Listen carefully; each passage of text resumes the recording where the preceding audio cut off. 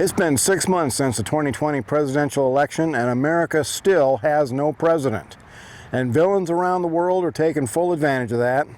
Israel, America's #1 ally, has been savagely attacked by jihad murderers. Thousands of rockets fired blindly at Jewish neighborhoods. And Israel, of course, is hitting back in defense of their people.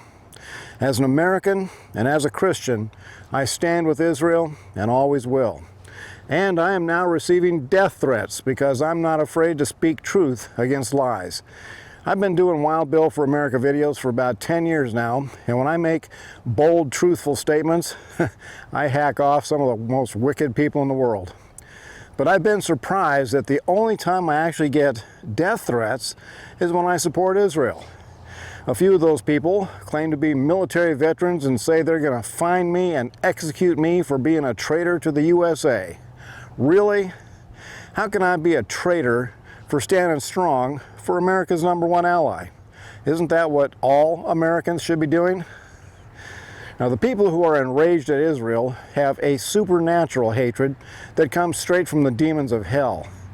The Jewish people were chosen by God to be His chosen people, that He would supernaturally protect and through whom He would raise up the Messiah who would bring salvation to God's chosen. And the formation of Israel in 1948 was clearly a miraculous move of God, and the subsequent return of Jews to their ancestral homeland fulfilled biblical prophecy. And the demons of hell are enraged by Israel, and certain human beings who are the living, breathing slaves of the demons of hell are also enraged by the existence of Israel. In the Bible, Romans chapter 11 tells of the intrinsic relationship Christians have with Jews. The Jews are the root of the special tree of blessing into which Christians have been graciously grafted by God Himself.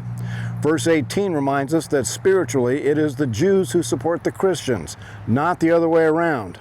It is through Christ, the Jewish Messiah, that Christians have been grafted into God's chosen tree.